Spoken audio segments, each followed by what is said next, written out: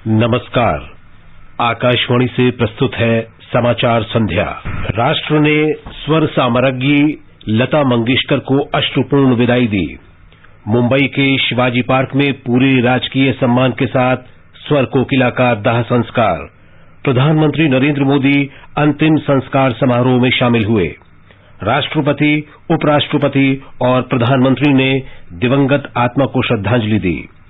भारत रत्न लता मंगेशकर के सम्मान में 2 दिन का राष्ट्रीय शोक। महाराष्ट्र सरकार ने कल सार्वजनिक अवकाश की घोषणा की। पश्चिम बंगाल में कल आधे दिन का अवकाश। विभिन्न क्षेत्रों की जानी मानी हस्तियों, वैश्विक नेताओं और राजनयिकों ने भी शोक व्यक्त किया। निर्वाचन आयोग ने विधानसभा चुनावों के लिए रोड शो और वाहन रैलियों पर प्रतिबंध की अवधि बढ़ाई। हॉल इत्यादि के अंदर और बाहर राजनीतिक जनसभाओं के लिए नियमों में छूट दी गई। दिल्ली में स्कूल, कॉलेज, शिक्षण और कोचिंग संस्थान कल से फिर खुलेंगे और अहमदाबाद में भारत ने पहले एकदिवसीय अंतर्राष्ट्रीय क्रिकेट मैच में वेस्टइंडीज को 6 विकेट से हराया। समाचार संध्या में वीरेंद्र कौशिक के साथ मैं विशाल शर्मा। कोरोना वायरस के नए स्वरूप ओमिक्रॉन से चिंताएं बढ़ी हैं। श्रोताओं से अपील है कि वे सतर्क रहें और पूर्ण टीकाकरण कराएं।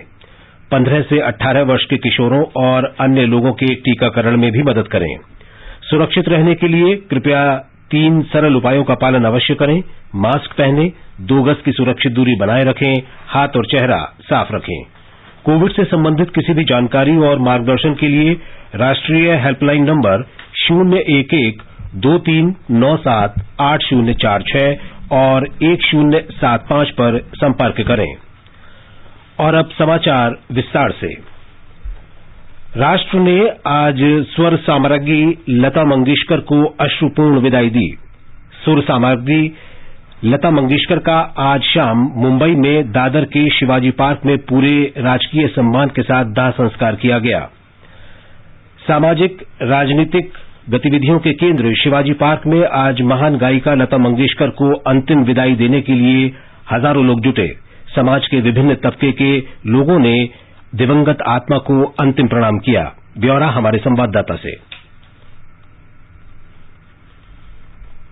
मुंबई के शिवाजी पार्क में लता मंगेशकर को आज पूरे शासकीय सम्मान के साथ अंतिम विदाई दी गई। उनके छोटे भाई रुजुनाथ मंगेशकर ने उनके ऊपर अंतिम संस्कार किए। प्रधानमंत्री नरेंद्र मोदी, महाराष्ट्र के राज्यपाल भगत सिंह कोश्यारी, महाराष्ट्र के मुख्यमंत्री उद्धव ठाकरे, गोवा के मुख्यमंत्री प्रमोद सावंत, केंद्रीय मंत्री पीयूष गोयल, वरिष्ठ नेता शरद पवार, गीतकार जावेद अख्तर, अभिनेता शाहरुख खान, इनके साथ ही बॉलीवुड और राजकीय जगत के कई सारे मान्यवर इस अवसर पर मौजूद थे।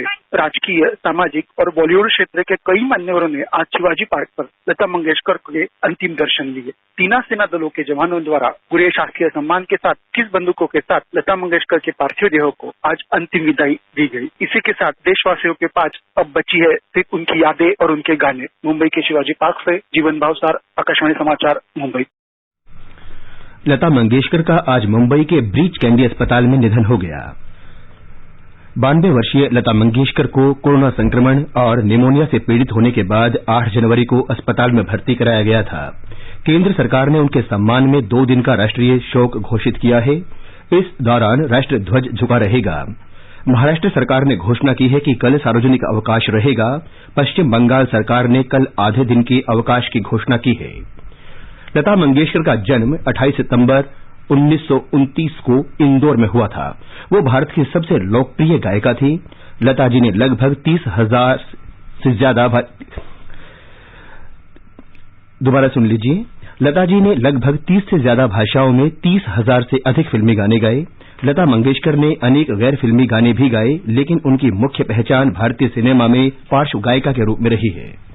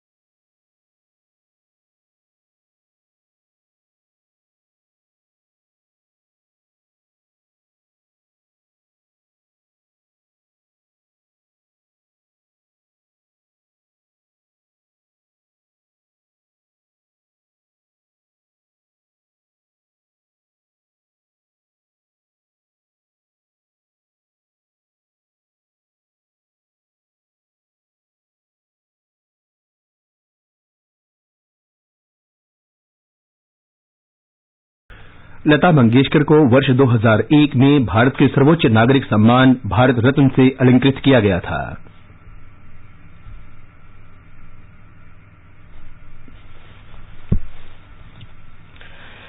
लता मंगेशकर ने आकाशवाणी से साक्षात्कार में बताया था कि रेडियो से उनका बहुत घनिष्ठ जुड़ाव रहा है।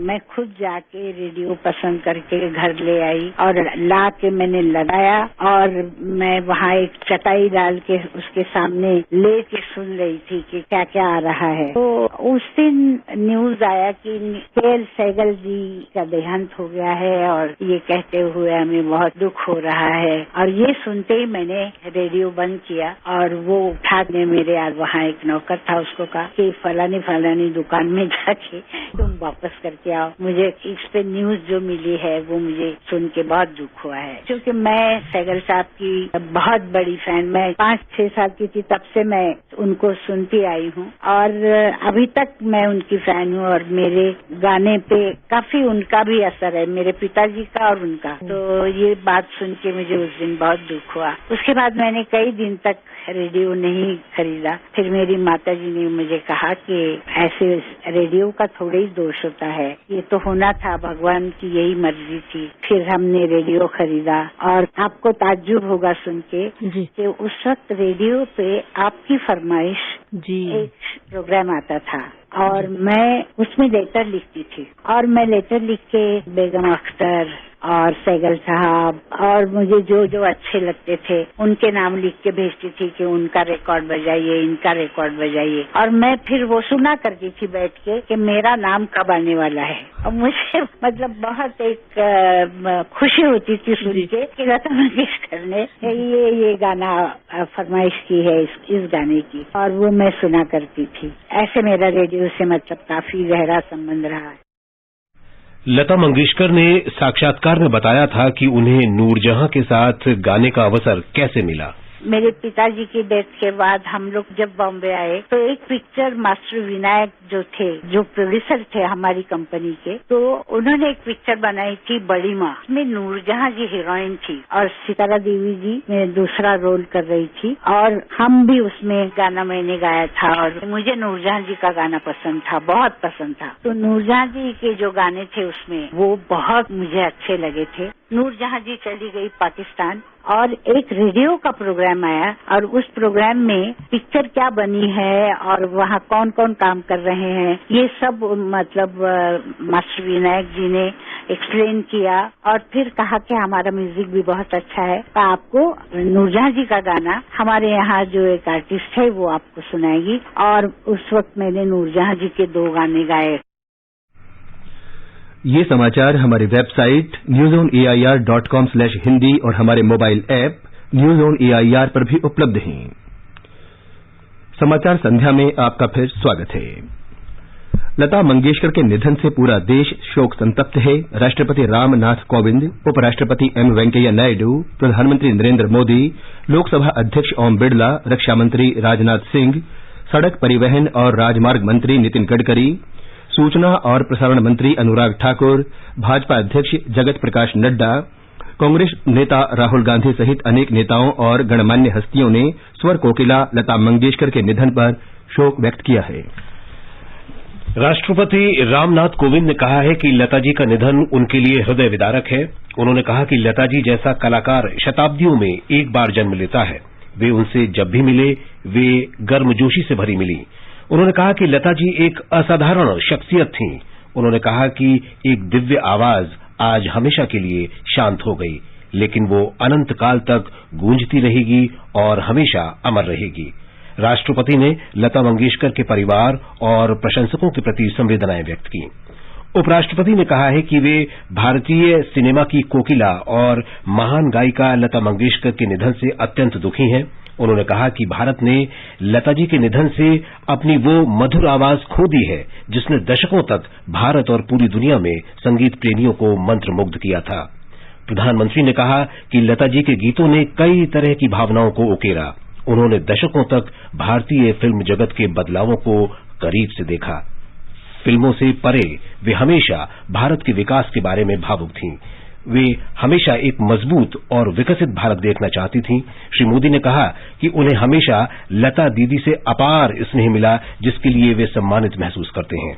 लता मंगेशकर के साथ उनकी बातचीत हमेशा अविस्मरणीय रहेगी। प्रधानमंत्री ने कहा कि लता जी के निधन से उन्हें जो दुख पहुंचा है, उसे वे शब्दों में बयां नहीं कर सकते। श्री मोदी ने उनके परिवार से बातचीत की और अपनी संवेदनाएं व्यक्त की।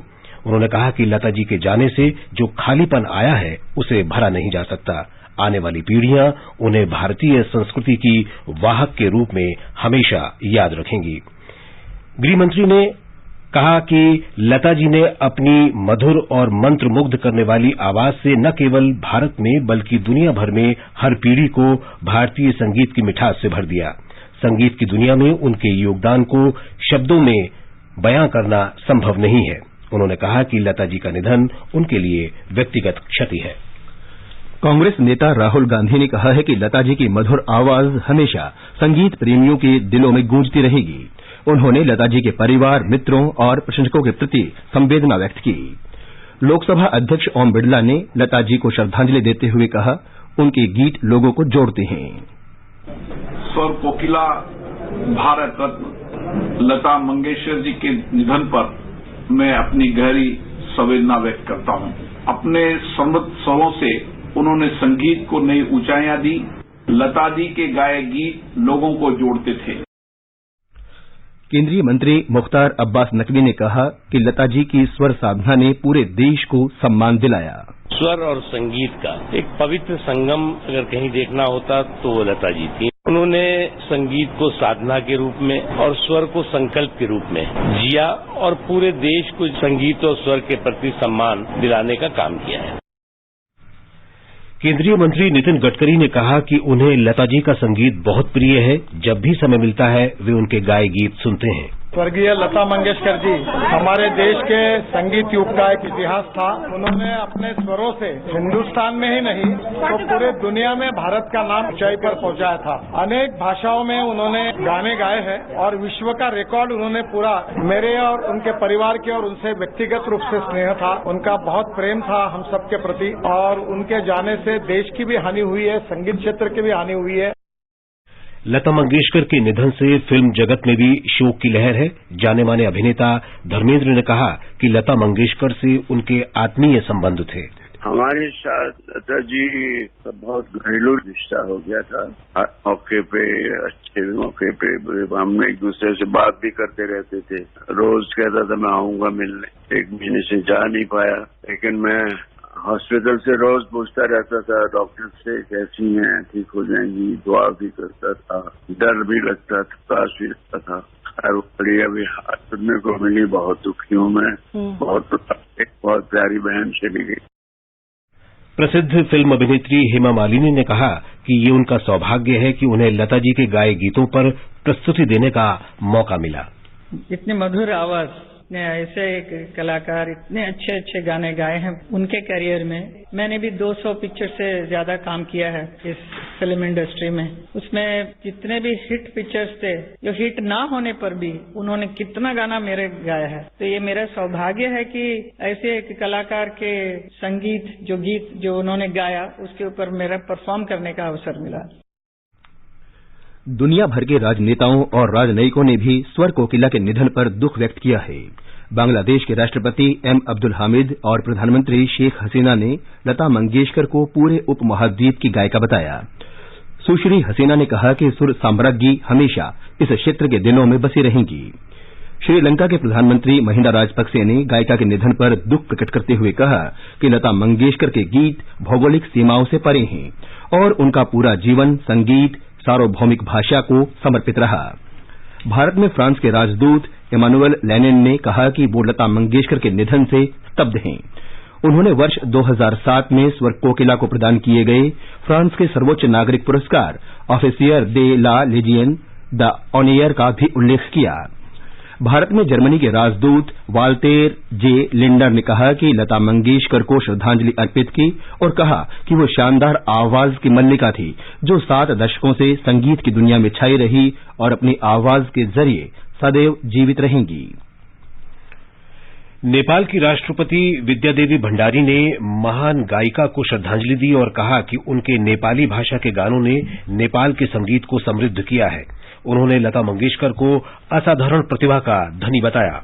पाकिस्तान के सूचना और प्रसारण मंत्री चौधरी फवाद हुसैन ने कहा है कि लता मंगेशकर सुरीली आवाज की मल्लिका थीं, जिन्होंने दशकों तक संगीत की दुनिया पर राज किया। उन्होंने कहा कि उनकी आवाज आने वाले समय में भी लोगों के दिलों पर राज करती रहेगी। एक ट्वीट में श्री चौधरी ने कहा कि दुनिया के जिस जिस हिस्से में उर्दू बोली और समझी जाती है, वहां के लोग इस गायिका को अपनी भावभीनी श्रद्धांजलि जरूर देंगे। भारत में अमरीकी दूतावास में भी लता मंगेशकर को श्रद्धांजलि दी गई। दूतावास ने कहा है कि भारत के संगीत के इतिहास में उनका योगदान स्वर्ण अक्षरों में लिखा जाएगा। स्वर कोकिला लता मंगेशकर को श्रद्धांजलि स्वरूप आज आकाशवाणी से कई विशेष कार्यक्रम प्रस्तुत किए जा रहे हैं। रात 9:30 बजे से 10 बजे तक विशेष कार्यक्रम a tribute to Lata Mangeshkar the melody queen प्रसारित होगा। रात 10:30 बजे से वर्ल्ड न्यूज में आप सुनेंगे life and times of melody queen Lata Mangeshkar.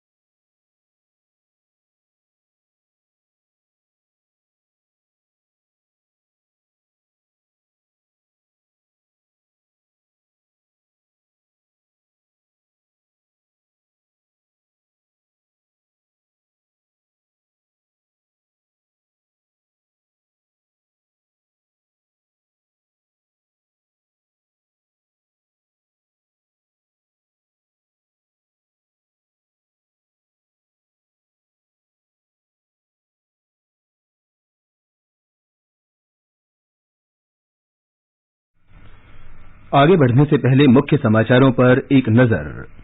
राष्ट्र ने स्वर साम्राज्ञी लता मंगेशकर को अश्रुपूर्ण विदाई दी। मुंबई के शिवाजी पार्क में पूरे राजकीय सम्मान के साथ स्वर कोकिला का दाह संस्कार। प्रधानमंत्री नरेंद्र मोदी अंतिम संस्कार में शामिल हुए। राष्ट्रपति, उपराष्ट्रपति और प्रधानमंत्री ने दिवंगत आत्मा को श्रद्धांजलि दी। भारत रत्न लता मंगेशकर के सम्मान में 2 दिन का राष्ट्रीय शोक। महाराष्ट्र सरकार ने उनके सम्मान में कल सार्वजनिक अवकाश की घोषणा की। पश्चिम बंगाल में कल आधे दिन का अवकाश। विभिन्न क्षेत्रों की जानी मानी हस्तियों, वैश्विक नेताओं और राजनयिकों ने भी शोक व्यक्त किया। निर्वाचन आयोग ने विधानसभा चुनाव के लिए रोड शो और वाहन रैलियों पर प्रतिबंध की अवधि को बढ़ाई। हॉल इत्यादि के अंदर और बाहर राजनीतिक जनसभाओं के लिए भी नियमों में छूट दी गई। दिल्ली में स्कूल, कॉलेज, शिक्षण और कोचिंग संस्थान कल से फिर खुलेंगे और अहमदाबाद में भारत ने पहले 1 दिवसीय अंतर्राष्ट्रीय क्रिकेट मैच में वेस्टइंडीज को 6 विकेट से हराया। निर्वाचन आयोग ने रोड शो, पद यात्राओं और साइकिल तथा वाहन रैलियों पर प्रतिबंध बढ़ा दिया है, लेकिन चुनाव के लिए परिसरों के अंदर और खुले में राजनीतिक सभाओं के नियमों में ढील दी गई है। आयोग ने कहा है कि परिसरों के अंदर और खुले में बैठकों और रैलियों के लिए प्रतिबंधों में कुछ शर्तों के साथ ढील दी गई है। इनके तहत हॉल के अंदर आयोजनों में शामिल व्यक्तियों की संख्या हॉल की क्षमता के अधिकतम 50% और खुले मैदान के 30% तक सीमित होगी। घर घर जाकर प्रचार के लिए व्यक्तियों की सीमा पहले की तरह 20 ही रहेगी। चुनाव प्रचार का समय भी सवेरे 8 बजे से रात 8 बजे तक ही रहेगा। उत्तराखंड में विधानसभा चुनाव के लिए 14 फरवरी के मतदान के लिए प्रचार अंतिम चरण में है। भारतीय जनता पार्टी ने राज्य में प्रचार और तेज कर दिया है। राज्य में विधानसभा चुनाव से पूर्व देहरादून के निर्वाचन क्षेत्रों में चुनाव ड्यूटी से जुड़े 957 कर्मियों ने देहरादून में डाक मतपत्र के जरिए मताधिकार का प्रयोग किया। देहरादून जिले में उन लोगों ने भी डाक मतपत्र से मतदान किया जो 80 वर्ष से अधिक उम्र के हैं या दिव्यांगजन हैं। मणिपुर विधानसभा चुनाव के पहले चरण के लिए अब तक 39 उम्मीदवारों ने अपना नामांकन पत्र दाखिल किया है। इस चरण के लिए नामांकन पत्र जमा करने की अंतिम तिथि मंगलवार को है। अभी तक केवल 1 महिला उम्मीदवार ने नामांकन पत्र दाखिल किया है। मणिपुर के मुख्यमंत्री एन बीरेन सिंह ने हिंगांग विधानसभा क्षेत्र से अपना नामांकन पत्र दाखिल किया। राज्य में दूसरे चरण के मतदान के लिए किसी भी उम्मीदवार ने नामांकन पत्र दाखिल नहीं किया है। इस चरण के लिए नामांकन पर्चा दाखिल करने वालों में भाजपा के 14, कांग्रेस के 8, जनता दल यूनाइटेड के 7, नेशनल पीपुल्स पार्टी के 5 और 4 निर्दलीय उम्मीदवार शामिल हैं। गोवा में विधानसभा चुनाव प्रचार चरम पर है। विभिन्न राजनीतिक दलों के स्टार प्रचारक जनसभाओं को संबोधित कर रहे हैं। कोरोना संक्रमण के कारण निर्वाचन आयोग के प्रतिबंधों को देखते हुए भारतीय जनता पार्टी, कांग्रेस, आम आदमी पार्टी और तृणमूल कांग्रेस के नेता घर घर जाकर प्रचार में व्यस्त हैं। कांग्रेस नेता राहुल गांधी ने आज पंजाब में विधानसभा चुनाव के लिए मुख्यमंत्री चरणजीत सिंह चन्नी को पार्टी का मुख्यमंत्री पद का उम्मीदवार घोषित किया। उन्होंने लुधियाना में एक रैली को संबोधित करते हुए ये घोषणा की। श्री चन्नी ने उन पर विश्वास जताने के लिए पार्टी नेतृत्व और राज्य के लोगों का आभार व्यक्त किया। उत्तर प्रदेश में स्थानीय निकाय निर्वाचन क्षेत्रों से विधान परिषद की 36 सीटों के लिए द्विवार्षिक चुनाव को पुनः निर्धारित किया गया है। निर्वाचन आयोग ने कहा है कि उत्तर प्रदेश विधानसभा चुनाव संपन्न होने के बाद विधान परिषद के चुनाव होंगे। ये सीटें 7 मार्च को रिक्त होंगी। इनके लिए 15 मार्च से नामांकन पत्र भरे जा सकते हैं। आवश्यक हुआ तो मतदान 9 अप्रैल को होगा और मतगणना 12 अप्रैल को होगी। ये समाचार आकाशवाणी से प्रसारित किए जा रहे हैं। ताजा समाचार जानने के लिए आप हमारे Twitter handle @AIR News Hindi को फॉलो कर सकते हैं। ये आकाशवाणी है। देशव्यापी कोविड टीकाकरण अभियान के अंतर्गत अब तक 169 करोड़ 46 लाख से अधिक टीके लगाए जा चुके हैं। कल 2,13,000 से अधिक कोविड रोगी स्वस्थ हुए। कोविड से स्वस्थ होने की दर 95.64% हो गई है। कल 1,07,000 से अधिक लोग संक्रमित हुए। इस समय 12,25,000 से अधिक कोविड मरीजों का उपचार किया जा रहा है। कार्मिक राज्य मंत्री डॉक्टर जितेंद्र सिंह ने घोषणा की है कि कोविड महामारी की स्थिति की आज समीक्षा की गई और कोविड संक्रमण में कमी को देखते हुए ये निर्णय लिया गया कि कल से सरकारी कार्यालयों में पूर्ण उपस्थिति फिर से शुरू होगी। उन्होंने कहा कि बिना किसी छूट के सभी वर्ग के कर्मचारी कल से नियमित रूप से कार्यालय आएंगे। डॉक्टर सिंह ने कहा कि विभागाध्यक्ष ये सुनिश्चित करेंगे कि कर्मचारी पूरे समय मास्क लगाए रखें और कोविड अनुकूल व्यवहार करें। उन्होंने कहा कि अब किसी भी कर्मचारी के लिए घर से काम करने का विकल्प नहीं रहेगा। दिल्ली में सभी स्कूल, कॉलेज, शिक्षण संस्थान और कोचिंग सेंटर कल से फिर खुल जाएंगे। पहले चरण में 9वीं से 12वीं तक की स्कूल खुलेंगे और ऑनलाइन पढ़ाई भी जारी रहेगी। नर्सरी से 8वीं कक्षा तक के स्कूल 14 फरवरी से खुलेंगे। कॉलेज और उच्च शिक्षण संस्थानों को ऑफलाइन कक्षाएं शुरू करने की अनुमति दे दी गई है। ये फैसला दिल्ली आपदा प्रबंधन प्राधिकरण की बैठक में लिया गया। दिल्ली सरकार ने कल से जिम, स्पा और तरणताल भी खोलने का फैसला किया है। कल से ही सभी निजी और सरकारी कार्यालय पूरी क्षमता से काम करेंगे। बिजनेस टू बिजनेस प्रदर्शनियों को भी अनुमति दे दी गई है। राष्ट्रीय राजधानी में रेस्तरां 50% क्षमता के साथ सुबह 8 बजे से रात 11 बजे तक खुल सकेंगे। बार भी 50% क्षमता के साथ दोपहर 12 बजे से रात 11 बजे तक खोले जा सकते हैं। रात का कर्फ्यू अब 11 बजे से सुबह 5 बजे तक रहेगा। इसके अलावा कार में अकेले व्यक्ति को मास्क लगाने की आवश्यकता नहीं होगी। उत्तर प्रदेश में स्कूल और कॉलेज कल से फिर खुल रहे हैं। राज्य में संक्रमण में कमी को देखते हुए सरकार ने कक्षा 9 से 12वीं तक के स्कूल फिर से खोलने का निर्णय लिया है। डिग्री कॉलेजों में कक्षाएं फिर से शुरू की जाएंगी, हालांकि कोविड मानकों का अनिवार्य रूप से पालन करना होगा। गुजरात सरकार ने कल से 1ली से 9वीं कक्षा तक के स्कूलों को फिर से खोलने का फैसला किया है। राज्य में कोविड रोगियों में लगातार कमी आने के बाद यह फैसला लिया गया है। हालांकि ऑनलाइन कक्षाएं भी जारी रहेंगी। वित्त मंत्री निर्मला सीतारामन ने कहा है कि जीएसटी परिषद की अगली बैठक में विमान ईंधन एटीएफ को माल और सेवा कर के दायरे में लाने के लिए विचार विमर्श होगा। श्रीमती सीतारामन ने आज शाम उद्योग संगठन एसोचैम के साथ बजट बाद के विचार विमर्श में कहा कि वैश्विक स्तर पर ईंधन की बढ़ती कीमतें चिंता का विषय हैं। अहमदाबाद में पहले एक दिवसीय क्रिकेट मैच में भारत ने वेस्टइंडीज को 6 विकेट से हरा दिया है। भारत ने जीत के लिए 177 रन का लक्ष्य 28वें ओवर में 4 विकेट पर 178 रन बनाकर हासिल कर लिया। वेस्टइंडीज की टीम 44 ओवर में 176 रन ही बना सकी थी। युजवेंद्र चहल ने 4 विकेट हासिल किए। भारत ने टॉस जीतकर पहले गेंदबाजी करने का फैसला किया था। 3 मैचों की श्रृंखला का अगला मैच बुधवार को अहमदाबाद में ही खेला जाएगा। इससे पहले स्वर कोकिला लता मंगेशकर को श्रद्धांजलि देने के लिए सभी भारतीय खिलाड़ी हाथ में काली पट्टी बांधकर मैदान में उतरे थे। आज के मैच के साथ ही भारत विश्व में 1000वां एक दिवसीय मैच खेलने वाला पहला देश बन गया है। और अब एक नजर कल के मौसम पर। राष्ट्रीय राजधानी दिल्ली में मध्यम कोहरा छाये रहने की संभावना है। मुंबई में आमतौर पर आसमान साफ रहेगा। चेन्नई में सुबह कोहरा छाये रहने की संभावना है और बाद में आंशिक रूप से बादल छाये रहेंगे। कोलकाता में सुबह कोहरा छाये रहने और बाद में आसमान साफ रहने का अनुमान है। श्रीनगर और गिलगित में आमतौर पर बादल छाये रहेंगे और हल्की वर्षा हो सकती है। जम्मू में आमतौर पर आसमान साफ रहेगा। मुजफ्फराबाद में आंशिक धूप खिली रहेगी, जबकि लेह में हल्की बर्फबारी के आसार हैं। देश के पूर्वोत्तर क्षेत्रों में इम्फाल, आइजॉल, गंगटोक और कोहिमा में आमतौर पर आसमान साफ रहेगा। शिलांग और ईटानगर में आंशिक रूप से बादल छाये रहेंगे। अब अंत में मुख्य समाचार एक बार फिर।